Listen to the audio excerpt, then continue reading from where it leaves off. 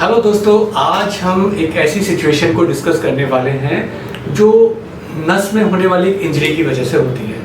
पैर में एक नस होती है, अगर उस पर चोट लग जाए, इंजरी हो जाए तो फुट ड्रॉप हो जाता है। फुट ड्रॉप का मतलब है नॉर्मली फुट एक पोजीशन में रहता है 90 डिग्री के साथ, पर अगर ये नर्व के ऊपर चोट लग जाए, इस नस के ऊपर चोट लग जाए तो वो पैर जो है ऊपर की तरफ नहीं उठ पाता है और नीचे की तरफ ही रहता है।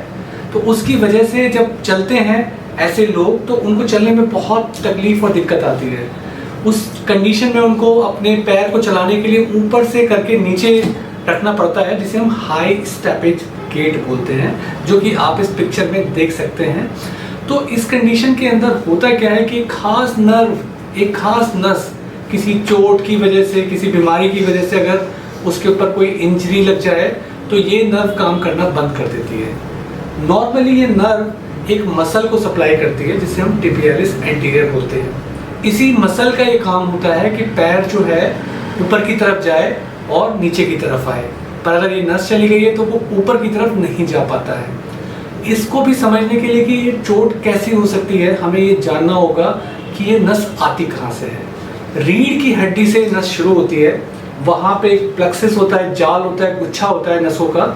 वहाँ से नीचे की तरफ आने पे एक बड़ी मोटी नर्व बनती है जिसको हम शियाटिक नर्व बोलते हैं। आमतौर पे हमने सुना होगा शियाटिका हो गया है, तो वो शियाटिक नर्व के नाम से ही निकला है।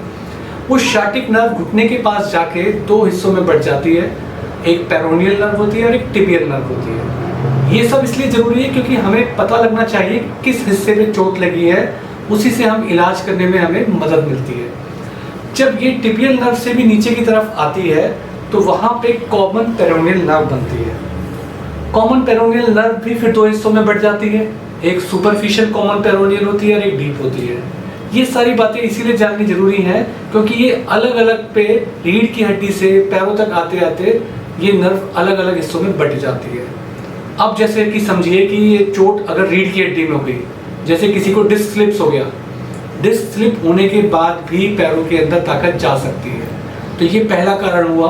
अगर हमें पता होगा कि वहाँ से इसकी सप्लाई आती है तब हम ये जान पाएंगे। दूसरा कारण है कि जब उससे नीचे रीढ़ की हड्डी से एक नसों का गुच्छा चलता है जिसे हम लंबोसेक्रल प्लेक्सस बोलते हैं, जो पिक्चर में दिख रहा है, वहाँ से भी ये चीज़ हो सकती है।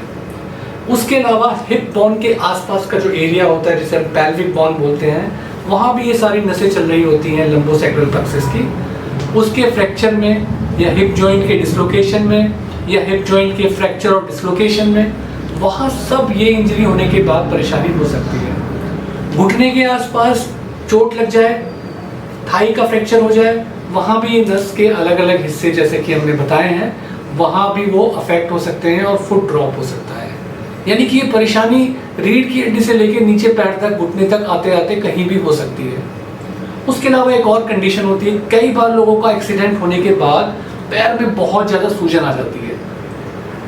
वो सूजन एक क्लोज कंपार्टमेंट होता है, कसा हुआ हिस्सा होता है जहाँ से उस नस के ऊपर दबाव पड़ सकता है, और उस नस पे दबाव पड़ने की वजह से वो नस में ताकत खत्म हो जाती है।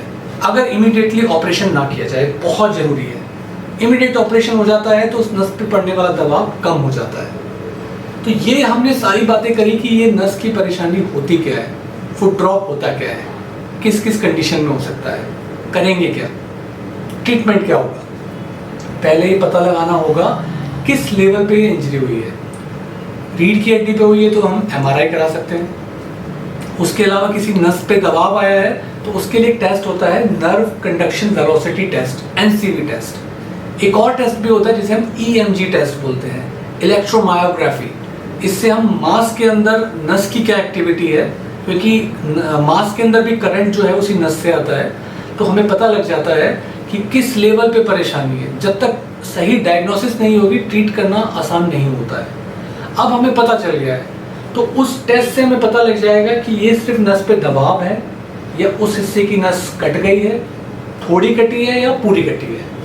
अब ट्रीटमेंट करना आसान है। अगर सिर्फ नस के ऊपर दबाव है तो वो टाइम के साथ साथ 2, 3, 6 महीने में ठीक हो जाता है। कुछ दवाइयाँ चलती हैं, कुछ फिजियोथेरेपी होती हैं और एक स्पेशल टाइप का ब्रेस दिया जाता है, तो उसके बाद वो चीज़ ठीक हो जाती है। अगर नस कटी हुई है तो उसको जाहिर सी बात है जोड़ना पड़ेगा। उसको अगर वो पार्शली यानी छोटा सा हिस्सा कटा हुआ है तो टाँके लगा के उसे सही किया जा सकता है। अगर वो नस पूरी कटी हुई है और एक टाइम के बाद दूर दूर चले गए हैं इससे, तो हम दूसरी नस से एक ग्राफ्ट लेते हैं, यानी कि उसका एक हिस्सा लेते हैं और उन दोनों नसों के बीच में जो गैप आ गया है वहाँ भर देते हैं। वो भी एक तरीका होता है।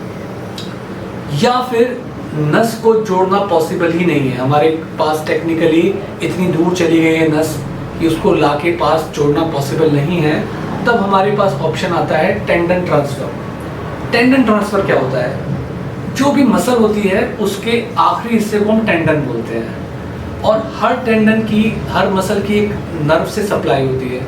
इस केस में हमारी शार्टिक नर्व से ऊपर का, नीचे का सारा हिस्सा क्या है, तो हमें एक ऐसा टेंडन चूज करना है जिसकी सप्लाई किसी और नर्व से होती है, यानी कि वो बचा हुआ है, उस हिस्से को हम इसकी तरफ ट्रांसफर कर देंगे तो हमारा काम बन जाएगा। तो इस प्रकार से हम फुट ड्रॉप के बारे में ये जान पाए हैं कि ये परेशानी होती क्या है, क्या क्या कारण होते हैं, किस लेवल से शुरू होती है और किस लेवल से शुरू होने के बाद कहाँ कहाँ चोट लगने से हम इसे एनसीबी या ईएमजी से पता लगा सकते हैं, एमआरआई करके पता लगा सकते हैं, और ट्रीटमेंट की बातें हमने की हैं। आई होप कि आपको ये वीडियो पसंद आया होगा। Please like and subscribe life care.